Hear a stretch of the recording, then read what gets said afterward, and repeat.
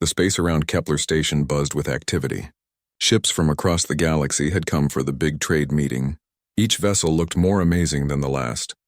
The Volari ships floated like giant crystals in the darkness. Their hulls caught starlight and threw it back in rainbow colors. Inside, the tall blue-skinned aliens moved like dancers. Their ships could phase through solid matter like it was air. The Thurok brought their living ships. These massive vessels pulsed with green and purple light. Bioorganic hulls breathed in space. The bear-like Thurok grew their ships instead of building them. Tentacles and organic weapons covered every surface.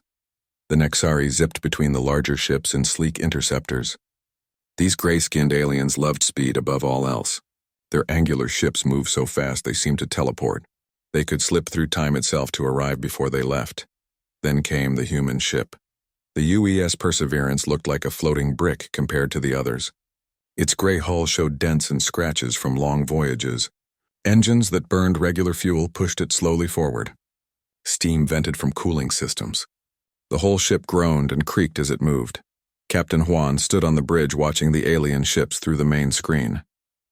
His weathered face showed no emotion. Behind him, Chief Engineer Ra checked her tablet again. The readings still looked good. Navigator Tay plotted their docking course with careful precision. "Sir, we're getting some interesting signals from the other ships," Ra said quietly. "Let me guess. They're laughing at us," Juan replied. "That would be correct, sir." The alien communication channels buzzed with chatter. The universal translators picked up every word. "Look at that human garbage scow," said Volari Ambassador Zilthak. His crystalline voice rang with amusement. "Do they still burn chemical fuel like primitives?" "My personal shuttle moves faster than their flagship," laughed Nexari fleet dancer Vishen. Her ship danced circles around the Perseverance just to prove the point. Thurok Warsinger. Grotham's deep voice rumbled across the comm. "Such crude technology. No wonder they only joined the galaxy recently. They probably discovered fire yesterday." More alien voices joined in. They pointed out every flaw in the human ship. The outdated engines.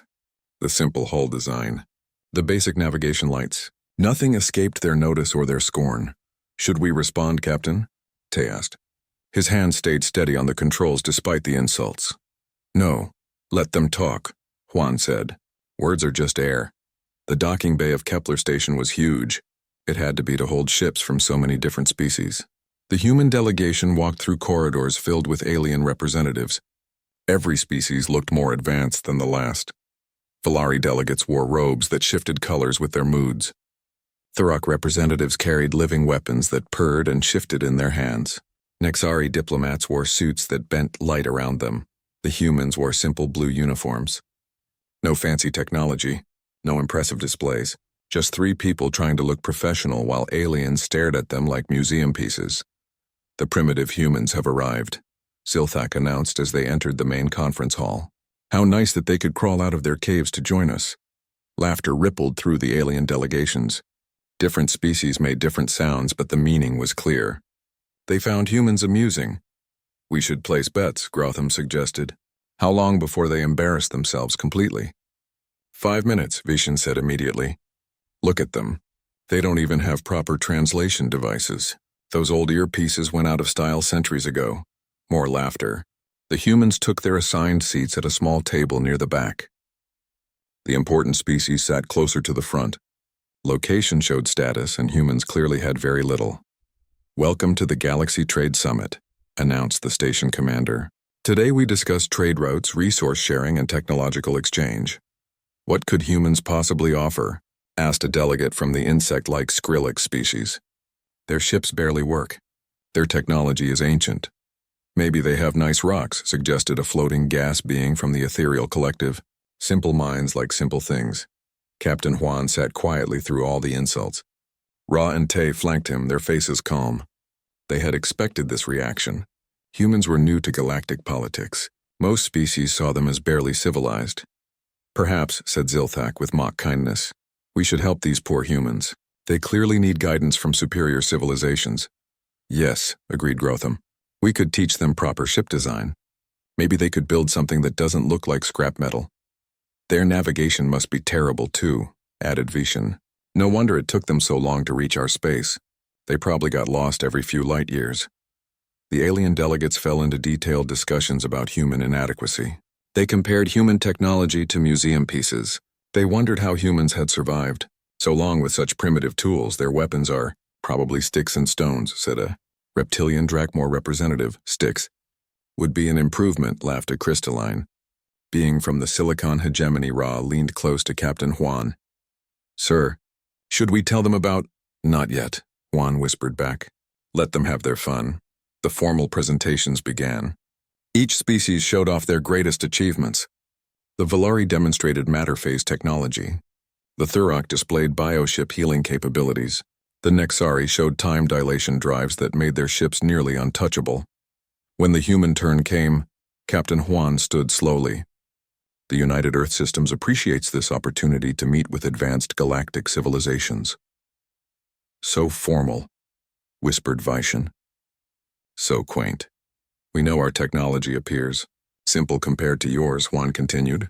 Our ships are slow. Our methods are basic. But humans have always found ways to solve problems, with rocks and sticks. Called out someone from the audience, more laughter. Juan waited for it to die down. We look forward to learning from all of you, he finished simply. Learning is good, said Zilthak with false kindness. The first lesson is building proper ships. The second lesson is speed, added Vishen. Movement is life in space. The third lesson is respect for your betters, rumbled Grotham. As the opening ceremony ended, aliens clustered around their species groups. They shared jokes about human primitiveness. They made plans for exploiting human ignorance. They discussed how to profit from human desperation. The humans walked back to their ship in silence. Around them, alien vessels hummed with advanced technology. Energy fields, biosystems, and temporal mechanics filled the space dock. The Perseverance sat among them like a rust bucket in a showroom of luxury vehicles. Tomorrow should be interesting, Ra said as they reached their airlock. Very interesting, agreed Captain Juan. His smile was small but real. Behind them, alien laughter echoed through the station corridors. Tomorrow would indeed be very interesting. The second day of the trade summit started badly for the humans. Every alien delegation seemed to have new jokes about human technology. Breakfast conversations buzzed with fresh insults. I heard their ships use actual combustion engines, said a Valari aide to her ambassador, like ancient ground vehicles. Combustion? Ziltek laughed. How delightfully primitive. Next, you'll tell me they use wheels. Captain Juan, Ra, and Tay sat at their assigned table and ate human rations. Around them, aliens consumed energy directly or absorbed nutrients through specialized appendages. Even eating made humans look backward. Captain, Ra whispered, the other delegations keep staring at us. Let them stare, Juan replied quietly. We're not here to impress anyone. But sir, they're treating us like children, Tay said. Yesterday, 3 different species offered to help us with basic navigation. Juan took another bite of his protein bar. Patience, navigator. Our time will come. The morning sessions focused on trade agreements.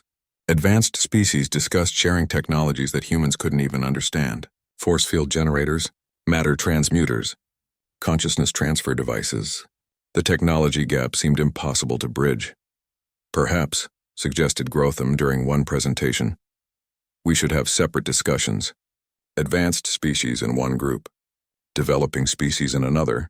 Everyone knew he meant humans when he said developing species. Excellent idea, agreed Vishen. We can discuss real technology while the humans learn basic concepts. Laughter filled the chamber again. Juan's face remained calm, but Ra noticed his hands tighten slightly. The lunch break brought more humiliation. Alien species gathered in exclusive groups. They spoke in languages their translators couldn't understand. Occasionally they would glance at the human table and whisper among themselves. This is getting old, Ra muttered. Agreed, said Tay. How much longer do we sit here and take this? Until the right moment, Juan answered. Trust me. That moment came during the afternoon session. Vishen stood up during a discussion about navigation challenges. My fellow advanced species, she announced, I believe we need a practical demonstration. Of what? Asked the station commander. Competence, Vishen smiled. We've talked much about technology, but talk is easy. Action reveals truth. Murmurs of interest rippled through the alien delegations. The humans stayed silent. What do you propose? Ziltak asked. A simple test, Vishen said. Navigation through difficult space. We could see which species truly belong in galactic civilization. More murmurs. This time they sounded excited. The idea of testing competence appealed to many species. Where would this test take place? Asked Grotham. Vishen's smile turned sharp. The Maelstrom Nebula. Silence fell over the chamber. Every species knew about the Maelstrom. It was a region of twisted space where normal travel became impossible. Gravitational storms, spatial distortions, time loops. Ships that entered often never came out. That's quite challenging, said the Drakmor representative carefully. Exactly, Vishen replied. Advanced species should handle advanced challenges. We could see who has real technology and who just pretends. Her eyes found the human table. The meaning was clear. Interesting proposal, said Ziltak. My ships can phase through dimensional barriers. The Maelstrom holds no fear for true advanced technology. My bioships adapt to any environment, added Grotham, including unstable space. And my fleet dances through time itself, Vishen finished. Such tests prove nothing to us. Then you have nothing to lose, said a new voice. Everyone turned. Captain Juan had stood up. Captain Juan, said the station commander nervously. This is a very dangerous proposal. Dangerous, yes, Juan agreed. But as fleet dancer Vishen said, advanced species should handle advanced challenges. Vishen's expression shifted to surprise. She hadn't expected the humans to accept. Captain, Ra whispered urgently, the Maelstrom will tear us apart. Our engines can't— I know what our engines can do, Juan interrupted gently. And what they can't. But sir, Tay joined in, even with the fold drive, especially with the fold drive, Juan said quietly. Trust me. Vishen overheard the whispers but couldn't make sense of them. Fold drive? She had never heard of such technology. Very well, she announced loudly.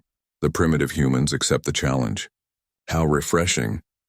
This should be entertaining, laughed Grotham. We can record their failure for educational purposes. I'll prepare rescue ships, added Ziltak with false concern. When their primitive vessel breaks down, we'll be ready to help. The other aliens began discussing betting pools. How long would the human ship survive? Would it make it past the nebula's edge? Would the crew abandon ship before or after their engines failed? This is cruel, whispered the station commander to his aide. The humans don't understand what they're agreeing to. But Captain Juan heard the comment. We understand perfectly, Commander. Sometimes the only way forward is through. Within hours, the details were arranged. 7 ships would attempt the Maelstrom crossing. 3 Valari vessels, 2 Thurok bioships, 1 Nixari interceptor, and the human Perseverance. The route is simple, Vishen explained at the briefing. Enter the Maelstrom at coordinates 347.89 by 182.45. Navigate to the center beacon. Return safely. First ship back wins. What does the winner get? Asked Grotham. Respect, Vishen said simply. And the right to lead trade negotiations. And the loser? Asked Ziltak. Learns their place in the galactic hierarchy. Back aboard the Perseverance, the human crew made final preparations. Ra ran diagnostics on systems the aliens had never seen. Tay calculated navigation routes through spacetime itself. The ship hummed with hidden energy. Sir, Ra reported. Fold drive charging normally. All spatial anchor systems green. Quantum field generators at optimal efficiency. Navigation. Computers show 17 possible fold paths through the Maelstrom, added Tay. The aliens don't realize that. Conventional spacetime doesn't apply to— Good, said Juan. But we play this carefully. Let them think they understand what they're seeing. Sir, permission to speak freely? Ra asked, always. Why are we doing this? We could just tell them about human technology. Show them what we can really do.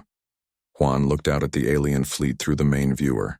7 ships prepared for departure.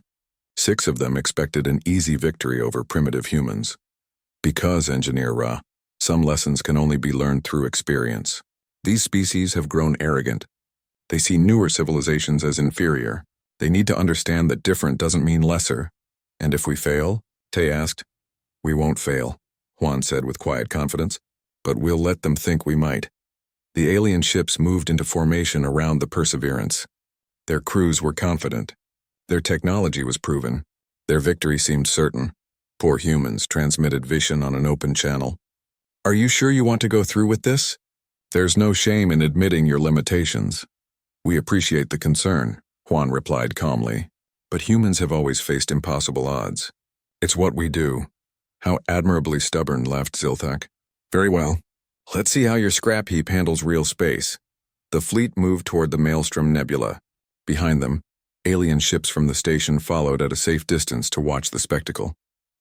Everyone wanted to see the humans fail. Only the crew of the Perseverance knew that failure was not an option. Hidden in their ship's hull, technology beyond alien understanding waited for its moment. The maelstrom grew larger on their screens. Space itself began to twist and bend. Soon they would enter a region where the normal rules didn't apply, where human ingenuity would finally have its day.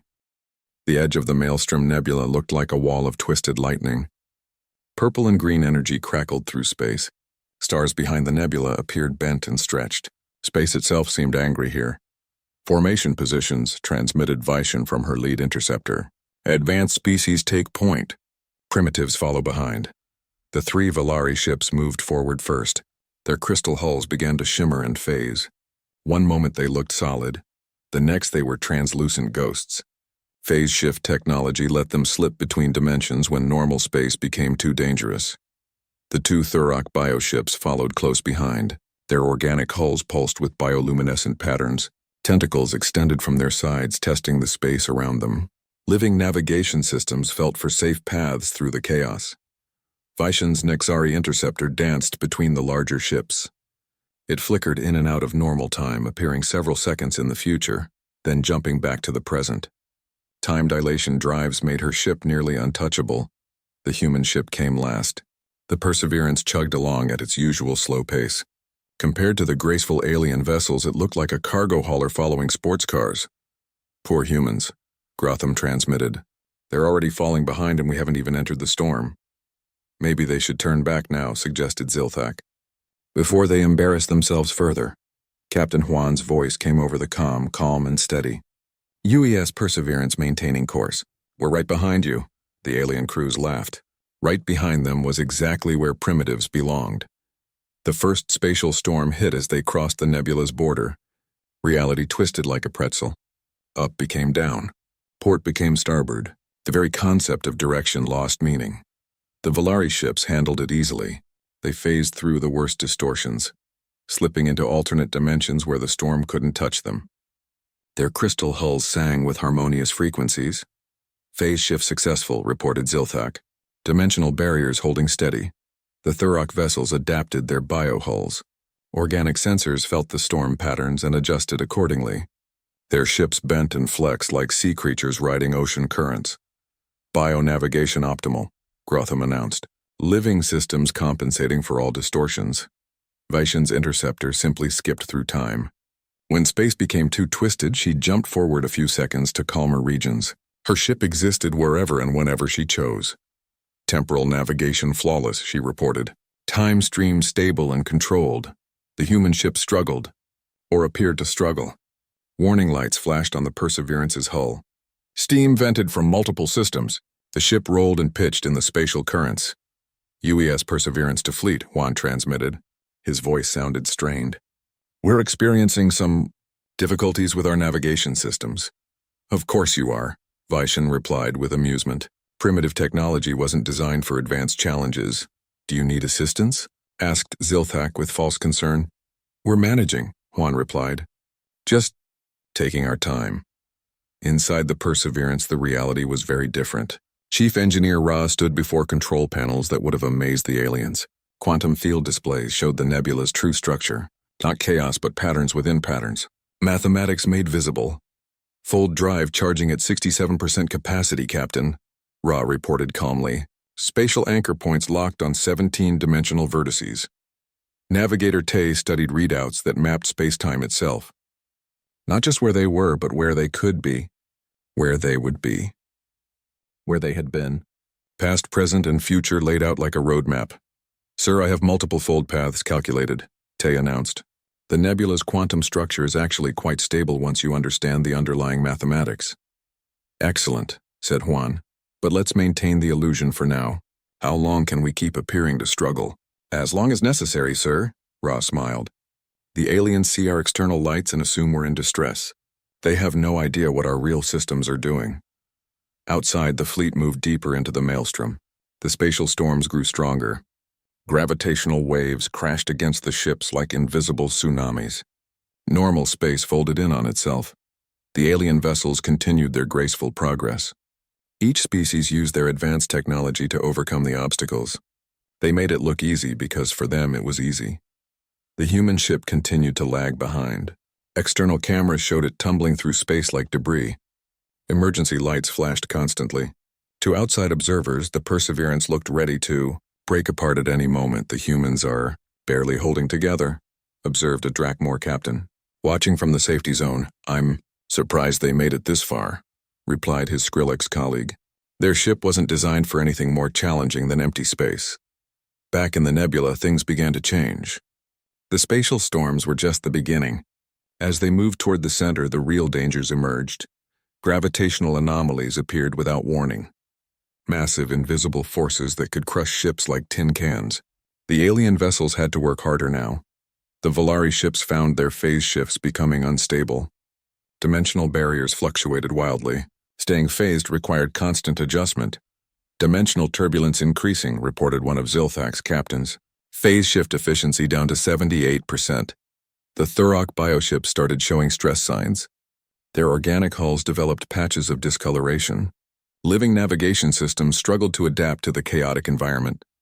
Biohull integrity at 85%, Grotham announced. Organic systems compensating but approaching adaptation limits. Even Vishan's interceptor faced challenges. Time streams in the maelstrom didn't flow normally. Past and future mixed together. Her temporal drives had to work harder to maintain stable positioning. Time dilation becoming complex, she admitted. Multiple temporal currents detected. Navigation requires increased precision. But the human ship still seemed to be having the worst time. It bounced between gravitational wells like a pinball. Steam and sparks flew from its hull. Emergency broadcasts filled the comm channels. Hull stress at 89%, Juan transmitted. Engine efficiency dropping? We're barely maintaining structural integrity. Perhaps you should consider retreat, suggested Zilthak. There's no shame in recognizing your limitations. We can handle this, Juan replied. His voice shook with apparent effort. Humans don't give up easily. On the Perseverance's bridge, the crew watched their instruments with professional calm. The real readings told a different story than the emergency broadcasts. Sir, should I feel guilty about this deception? Asked Tay. Not at all, Navigator, Juan replied. They chose to judge us without understanding us. We're simply letting them continue with their assumptions. Full drive approaching 85% capacity, Ra reported. All quantum anchors stable. Ready to initiate on your command. As they moved deeper into the maelstrom's heart, the dangers multiplied. Temporal loops trapped unwary ships in repeating moments. Dimensional rifts opened like hungry mouths. Space itself became unreliable. The alien ships began to show real strain. Their advanced technology was reaching its limits. The maelstrom was testing every system, every innovation, every advantage they possessed. And still the human ship struggled behind them, looking like it might fall apart at any moment. The perfect picture of primitive technology out of its depth. Only the humans knew that appearances could be very deceiving. The real test was about to begin. The heart of the maelstrom was a place where physics went to die. Space twisted into impossible shapes. Time flowed backward, forward, and sideways all at once. Gravity pointed in 17 different directions. Reality itself seemed confused about what it was supposed to be doing. The alien fleet had been confident when they entered the nebula. Now they fought for survival against forces that shouldn't exist. Warning, shouted Zilthak over the communication channel. Massive dimensional storm approaching from bearing 3L47. The storm hit like a sledgehammer made of pure chaos. Space-time convulsed. The careful formations of the alien fleet scattered like leaves in a hurricane. The first Volari ship to fail was the Crystal Harmony. Its phase shift technology, so elegant in normal space, couldn't handle the dimensional chaos. The ship became stuck between realities, half in normal space, half in an alternate dimension. Neither here nor there. Mayday, Mayday, screamed Captain Jilthan. Crystal Harmony trapped in dimensional phase lock. Unable to solidify. Unable to fully phase. Request immediate assistance. The second Volari ship tried to help, but got caught in the same dimensional trap. Its crystal hull flickered between states of existence. The crew inside experienced multiple realities simultaneously. The Thurok vessels fared no better. Their bioships, so proud and adaptable, met their match in the Maelstrom's core. The living hulls couldn't adapt fast enough to the constantly changing environment. Grotham's flagship, the Living Storm, developed massive hull breaches. Bioorganic systems failed as they tried to process too many conflicting environmental signals. Green blood leaked into space from ruptured bioconduits. Biohull failing. Grotham roared over the comm. Living systems in cascade failure. Organic navigation completely compromised. His second ship, the Bone Dancer, suffered even worse damage. Its biobrain navigation system went insane, trying to process the impossible spatial geometry. The ship began attacking itself, its living weapons firing at its own hull. Even Vaish's supposedly untouchable interceptor ran into trouble. The time streams in the Maelstrom's heart weren't just chaotic, they were paradoxical. Past, present, and future existed in the same location simultaneously. Her ship jumped forward in time and arrived before it left. Then it jumped backward and met itself coming the other way. Temporal navigation became a nightmare of loops and contradictions. Temporal drives overloading. Vision transmitted. Her usual confidence replaced by desperation. Multiple timeline convergence. Ship exists in 14 different time states simultaneously. Distress calls flooded the communication channels. Ships that had mocked human primitiveness now begged for help from anyone who could provide it. "This is impossible," screamed the captain of the third Valari ship. "These forces shouldn't exist. Space-time cannot behave this way. Our biosystems are dying," added a Thurok officer. "The environment is too chaotic for organic adaptation." "Someone help us," pleaded a Nexari pilot. "We're trapped in a temporal paradox." Through it all, the human ship continued its apparent death spiral.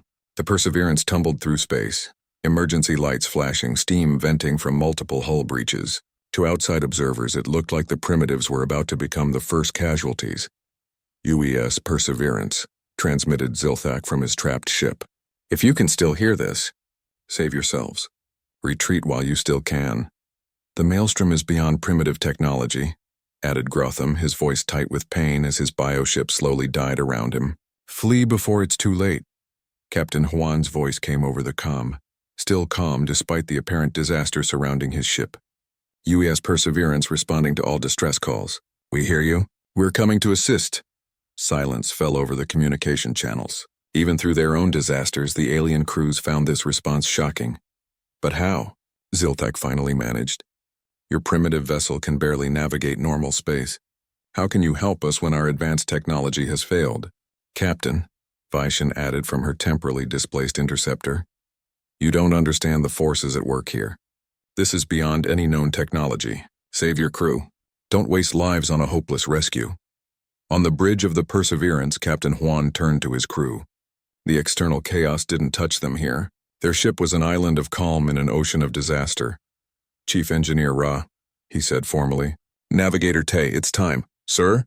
Ra asked, though she already knew the answer. "Initiate fold protocol. Show them what humans can really do." Ra's hands moved across her control panels with practiced precision. "Aye, Captain. Full drive at 100% capacity. All quantum anchors locked on distressed vessels. Space-time mapping complete." "Navigator Tay," Juan continued. "Plot rescue courses for all trapped ships." "Already done, sir," Tay replied. 17 different fold paths calculated. Each one will allow us to reach a different distressed vessel simultaneously." "Simultaneously?" Juan asked. "Yes, sir. The beauty of folding space-time is that distance becomes meaningless. We can be everywhere we need to be all at once." Ra looked up from her console. "Captain, fold drive is ready. All systems green. Spatial anchor points locked. We can initiate at your command." Juan took a deep breath. What they were about to do would change everything. The galaxy would never see humans the same way again. "Very well," he said. "Chief Engineer Ra, Navigator Tay, initiate fold protocol. Let's go save some aliens.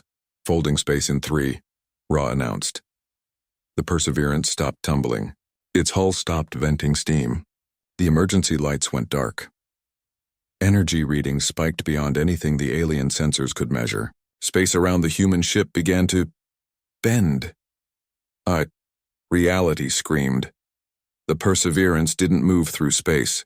Instead, space moved around the Perseverance. The universe folded like origami, bringing distant points together, making the impossible merely improbable. What is happening? Whispered Zilthak as he watched space itself bend around the human ship. Impossible, breathed Vishen. No species has mastered dimensional folding. The mathematics alone, added Grotham in shock. But mathematics was exactly what humans had mastered. While other species developed faster ships, humans had developed ways to make distance irrelevant. While aliens built vessels that moved quickly through space, humans built one that made space itself move. The slow, clumsy human vessel suddenly existed in 17 places at once. It phased through dimensional barriers that trapped the Volari. It navigated biospace more elegantly than any Thurok vessel. It danced through time streams with precision that left the Nexari stunned. "This cannot be real," transmitted a watching Drakmor captain from the safety zone. "Humans cannot possess such technology, but they could." And they did. The rescue was about to begin. Reality bent, space folded. The universe itself became putty in human hands. The UES Perseverance existed everywhere it needed to be. Not moving between locations, but making locations come to it. Space-time originated at the human ship and spread outward like ripples in a cosmic pond.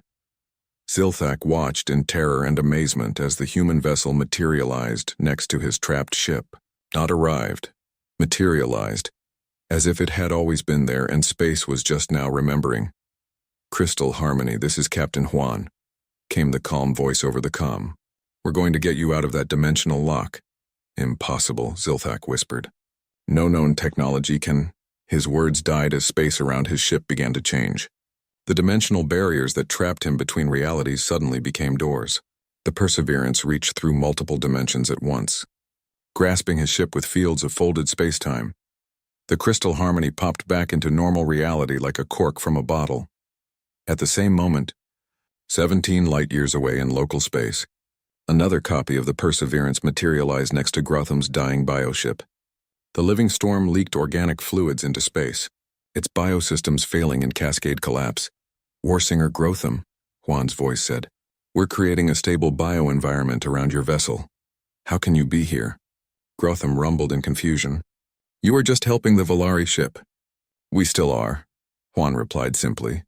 Space around the living storm suddenly became friendly to biotechnology. The chaotic forces that were killing the organic systems smoothed out into patterns that living tissue could understand and adapt to.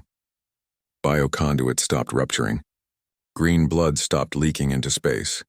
Grotham's instruments couldn't explain what was happening. The environment hadn't changed.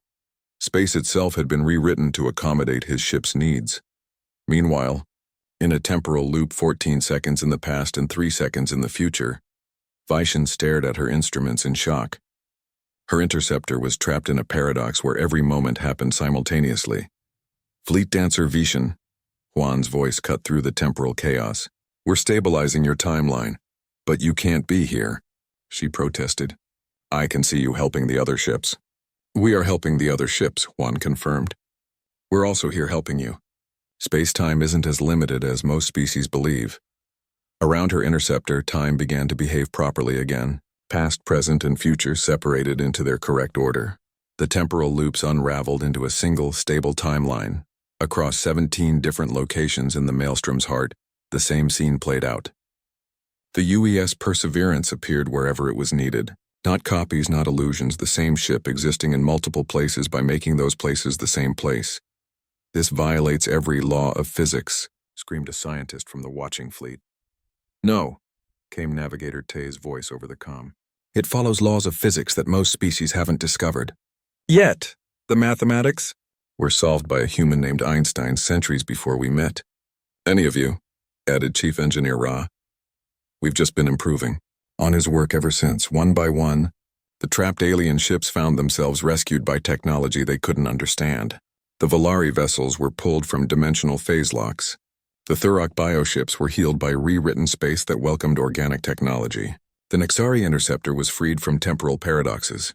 But how?" asked Zilthak as his ship was guided to safety. "How is this possible?" "While you developed faster ships," Ra explained patiently, "we developed ways to make distance irrelevant. While you built vessels that move quickly through space, we built one that makes space move." The rescue operation took exactly 17 minutes. 17 minutes to save an entire fleet. 17 minutes to demonstrate that human primitive technology was actually so advanced, it made the aliens' achievements look like children's toys. As the last ship was pulled to safety, the maelstrom itself began to change. The chaotic storms calmed. The twisted space-time straightened out. Gravitational anomalies smoothed into gentle currents. "What's happening to the nebula?" asked Grotham in wonder. "We're fixing it," Juan replied simply. "The maelstrom was never supposed to be this way. Some ancient disaster broke space-time here. We're just putting it back together." "You're repairing space itself?" Fishen's voice was barely a whisper. "Space-time is surprisingly flexible once you understand its structure," Tay confirmed. "Think of it as cosmic engineering. Very large scale, but the principles are the same." Within an hour, the Maelstrom Nebula was gone. In its place stretched normal space, peaceful and calm. The ancient disaster that had created the dangerous region was undone. Reality was restored to its proper state. The alien fleet found themselves floating in empty space, their ships fully repaired, their crews unharmed. Behind them, the region that had nearly killed them was now as safe as any other part of the galaxy. "The journey that should have taken us hours through the dangerous nebula," Ra announced, "is now complete in minutes. Not because we moved fast, but because we eliminated the obstacles entirely." Captain Juan's voice carried across all communication channels. "Speed is relative, fellow sapients. But space itself, that's negotiable." Silence fell over the comm channels. What could anyone say? The species that had mocked human primitiveness had just demonstrated technology that rendered all other achievements obsolete. "Captain Juan," Silthak finally managed. Our apologies for—" "No apologies necessary," Juan interrupted gently. "You judged by appearances. Most species do, but humans learned long ago that the most powerful technologies often look the most ordinary." "Your ship," Vishen said slowly. "It never was primitive, was it?" "Our ship is exactly what it appears to be," Juan replied. "Simple, functional, built to do a job. The job just happens to be reshaping reality on a cosmic scale." As the fleet made its way back to Kepler Station, the galaxy began to change. Word spread quickly. The humans who had been dismissed as primitives possessed technology beyond imagination. Ships that could fold space-time, engineering that could repair reality itself. "This changes everything," transmitted the station commander to his superiors. "The humans aren't a primitive species learning from us. We're primitive species learning from them." The return journey took minutes instead of days. The Perseverance folded space to bring the station to them, then unfolded it to put everything back where it belonged. Normal travel became unnecessary when you could simply decide that your destination was wherever you happened to be. As they docked at Kepler Station, crowds of aliens gathered to watch. The same ship they had mocked now commanded absolute respect. Not because it looked different, but because they finally understood what they were looking at. Captain Juan, Engineer Ra, and Navigator Tay walked through the station corridors. Alien delegations that had ignored them now bowed respectfully. Species that had dismissed them as backward now sought audiences. "Captain," asked a young Valari aide, "will you teach us your technology?" Juan paused and smiled. "We'll teach anyone who's ready to learn. But first you have to understand that advanced technology isn't always complex technology. Sometimes the most sophisticated solution is also the simplest one. The galaxy would never underestimate humans again. The slow ships, the simple technology, the primitive appearance, all of it hid capabilities that made faster-than-light travel look like a children's toy. Humanity had revealed its true nature. Not the species that crawled out of caves to join galactic civilization, the species that could fold reality itself to their will.